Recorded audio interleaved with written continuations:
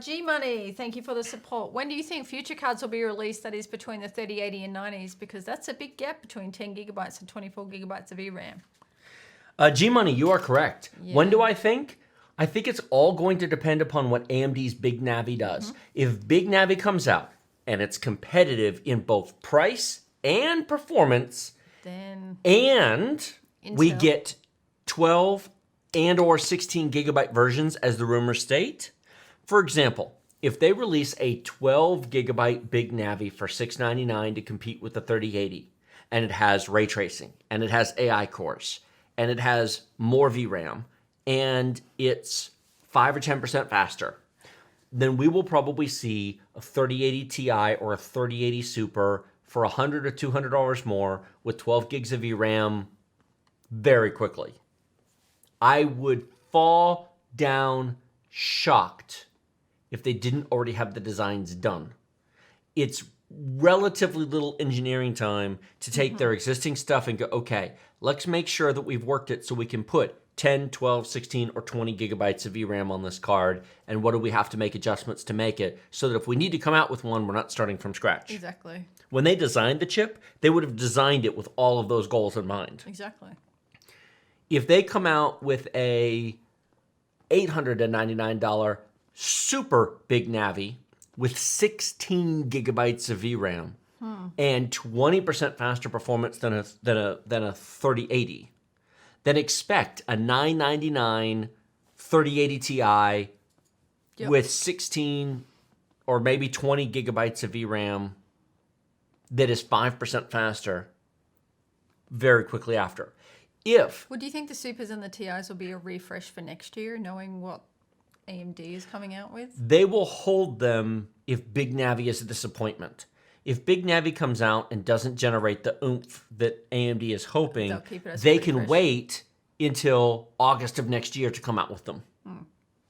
But if Big Navi is big, they can come out with them in January. Well, then you've also got Intel with its Xe next year as well.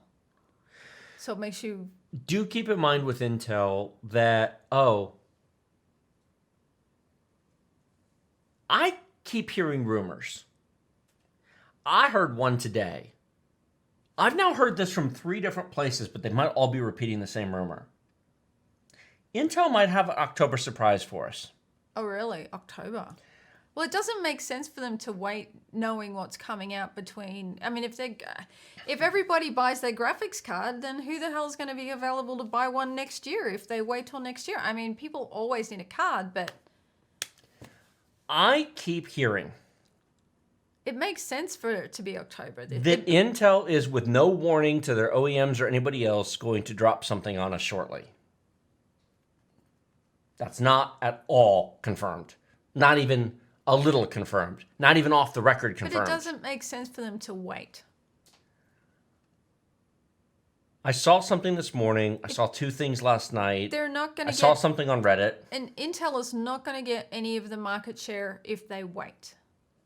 Launching a year after a card refresh.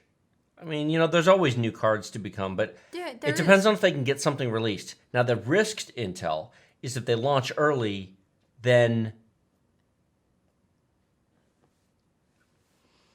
they don't have drivers done. They don't have supply.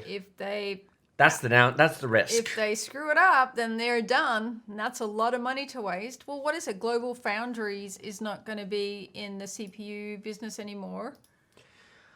Well, TSMC is actually providing a 6-nanometer process for the Xe GPUs. Yeah. And so that's separate from 7-nanometer on Ryzen, and it's separate from the 5-nanometer of Zen 4 for next year. Exactly. So the production equipment that makes Xe may actually be completely separate.